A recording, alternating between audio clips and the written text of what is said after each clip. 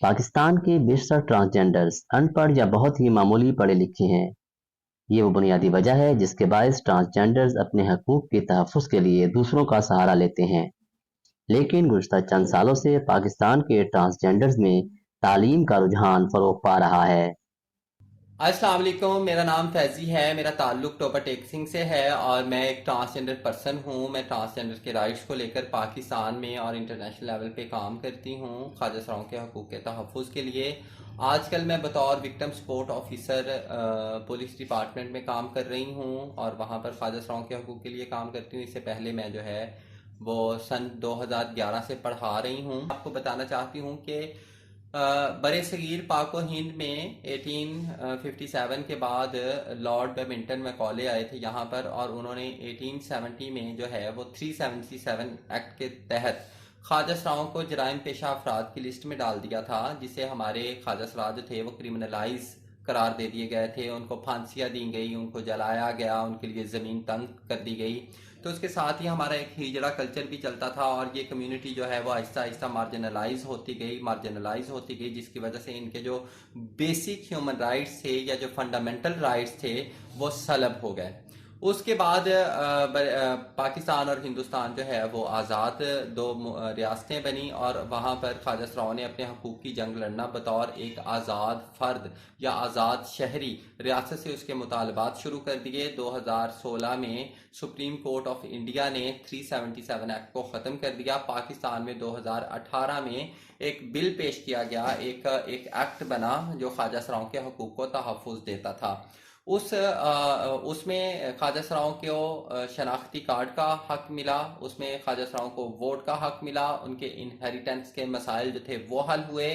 ख्वाजा सराओं के जो जॉब्स के मसाइल थे उनका हक उन्हें दिया गया, यानी कि बतौर फ़र्द उन्हें बराबरी का शहरी जो है 2018 जो एक्ट था हमारा 2018 ट्रांसजेंडर प्रोटेक्शन एक्ट के नाम से जो मशहूर हुआ, उसमें उनको प्रोटेक्ट किया गया और उनके हकूक़ का तहफ़्फ़ुज़ जो है वो किया गया। अब ये एक हमारे पाकिस्तान में जो है सिलसिला जो है वो चल रहा है। 2022 में उस एक्ट को फिर से शरिया कोर्ट में चैलेंज कर दिया गया। उसमें कुछ शिकों पर एतराज़ात किए गए। उसके बाद जो है वो अब जो फैसला आया है वो हमारे ख्वाजा सराओं को मंजूर न था। उसमें कुछ ऐसे मसाइल थे या ऐसे मामलात थे जिससे हमारे ख्वाजा सराओं के बुनियादी या बेसिक ह्यूमन राइट्स जो थे वो सलब हो रहे थे। तो उसके लिए अब हमारे ख्वाजा सराओं ने उसको सुप्रीम कोर्ट में चैलेंज किया है। वो अभी केस चल रहा है, देखें क्या फैसला आता है। मुझे उम्मीद है कि वो एक बेहतर और अच्छा फैसला आएगा ख्वाजा सराओं की ज़िंदगी के लिए। उसके बाद एक बड़ा अहम कदम जो है वो पंजाब पुलिस ने लिया। पंजाब पुलिस डॉक्टर उस्मान साहब जो हैं आईजी पंजाब हैं, उन्होंने एक अहम कदम ये उठाया कि पुलिस तहफ़्फ़ुज़ मराकज़ जो हैं वो कायम किए। हर पंजाब का जो ज़िला था उस हर ज़िले में जो है बतौर विक्टिम सपोर्ट ऑफिसर वहाँ पर ख्वाजा सराओं को तैनात भी किया। उससे ना सिर्फ ख्वाजा सराओं को मौके मिले हैं जॉब्स के, रोज़गार के, बल्कि नुमाइंदगी का सोसाइटी में भी मौका मिला है। और ये एक बड़ी खुशाइंद बात है कि ख्वाजा सरा आपको दफातर में या पुलिस डिपार्टमेंट में नज़र आएंगे। तो मेरे ख्याल में ख्वाजा सराओं की जो एक्सेप्टेंस है, जो टैबूज बनाए गए हैं, वो थोड़े से टूटेंगे और एक्सेप्टेंस जो है वो बढ़ेगी। अब बारी आती है मेरी। मैं अपनी लाइफ के मुतलका बता दूं कि बहुत छोटी सी थी जब जब मुझे सोसाइटी ने या मेरे पेरेंट्स ने एक्सेप्ट नहीं किया और मुझे जो है वो अपनी कम्युनिटी को चुनना पड़ा और मैं अपनी कम्युनिटी में आई।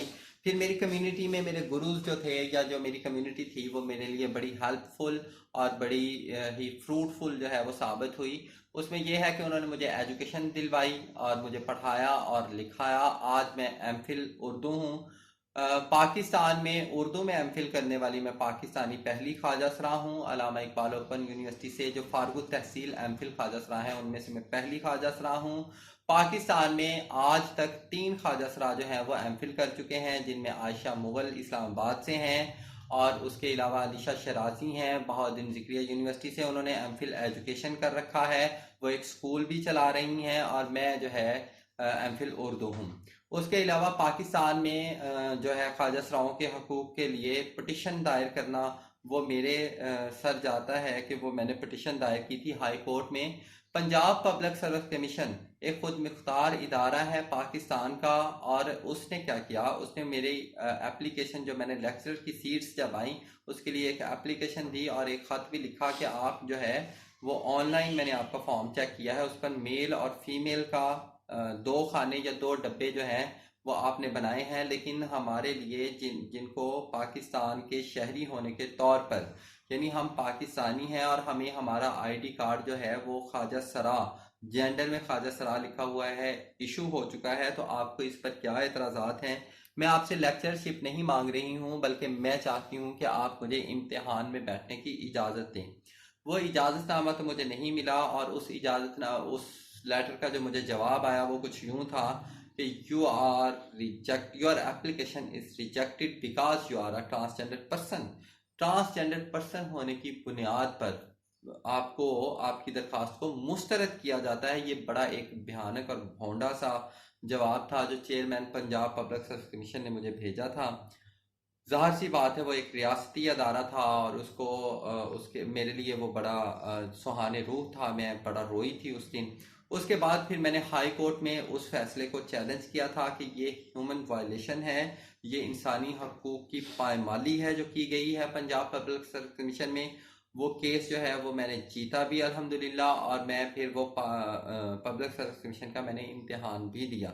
वो एक अलग बात है कि मैं पास ना हो सकी, लेकिन मैंने वो इम्तिहान, क्योंकि कोर्ट कचहरियों के इतने ज़्यादा मसाइल थे या उनमें मैं इतना उलझी हुई थी कि मैं अच्छे से तैयारी ना कर पाई।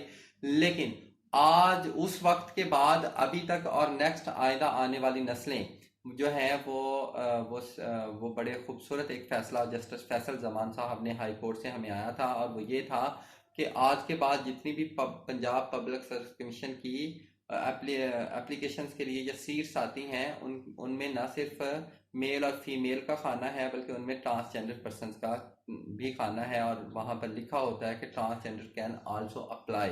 ये एक बड़ी खुशाइन बात थी पाकिस्तान में को कि ये एक बुनियादी इंसानी हक है नौकरी का, कि एक शख्स जो है वो तालीम याफ्ता है और वो उस एलिजिबल है उस जॉब के लिए, लेकिन फिर भी वो उसको रिजेक्ट कर दिया जाता है उसकी एप्लीकेशन को। लेकिन फिर भी ये उसको ये अपना बेसिक ह्यूमन राइट लेने के लिए हाई कोर्ट तक का सफ़र करना पड़ता है, और एक जंग जो है सर्वाइवल की जो है वो लड़नी पड़ती है। लेकिन ये खुशाइन फैसला आया, और ताउम्र जो है ये बड़ा खूबसूरत अब ये चलता रहेगा। उसके अलावा फैसलाबाद बोर्ड में मैंने एक एप्लीकेशन जमा करवाई, वहाँ पर से भी मुझे बहुत खूबसूरत एक जवाब आया, और उन्होंने भी ट्रांसजेंडर का खाना जो है वो उसमें इजाफा कर दिया, ख्वाजा सराओं का खाना इजाफा कर दिया। इस तरह मुख्तलिफ इदारों में जो है वो मैंने एप्लीकेशन जमा करवाई कि आप भी ख्वाजा सराओं का जो है वो अलग से कोटा रखें या इनकी सीट्स भी अनाउंस किया करें। अब बहुत सारे इदारे जो हैं वो सीट्स अनाउंस करते हैं ख्वाजा सराओं। पढ़े लिखे ट्रांसजेंडर्स न सिर्फ अपने लिए बल्कि अपनी कम्युनिटी के दीगर अफराद के लिए उम्मीद की नई किरण हैं और माशरे में अपने माशी बहरान को हल करने के लिए बाइज़्ज़त रोज़गार के मतलाशी हैं। जी अस्सलाम वालेकुम, मेरा नाम दुआ है। मैं एक ट्रांसजेंडर पर्सन हूँ और ला है मेरा साहिवाल से, और BA ज़ूलॉजी मैंने किया हुआ है एग्रीकल्चर यूनिवर्सिटी से। तो काफ़ी मतलब दफ़ा अप्लाई कर चुके हैं, मतलब सीट्स नहीं आते। तो हुकूमत से यही है कि हमारे लिए भी मतलब एक पर्सनली सीट्स होनी चाहिए। जो ट्रांस कम्युनिटीज़ हैं, जो एजुकेटेड हैं, उनके लिए बेसिकली तो मतलब कि नॉर्मल कुछ लोग ही मतलब हैं जो एजुकेटेड हैं। तो हमें भी मतलब के राइट्स, हमें भी पूरे राइट्स होने चाहिए कि हमारी भी सीट्स आनी चाहिए, ताकि हम लोग भी मतलब अपनी ट्रांस कम्युनिटी के लिए कुछ कर सकते हैं। अस्सलाम वालेकुम, मेरा नाम है ज़ेबो। तो मैं मास्टर्स हूँ, MA टीचर इंग्लिश एजुकेशन हूँ और एक प्राइवेट स्कूल में जॉब कर रही हूँ। एज़ अ ट्रांस पर्सन हम माशरे के जो रवैये हैं इन सब चीज़ों से बिल्कुल सेटिस्फाइड नहीं हैं, और इसके अलावा गवर्नमेंट जॉब्स नहीं मिली जाती हम लोगों को।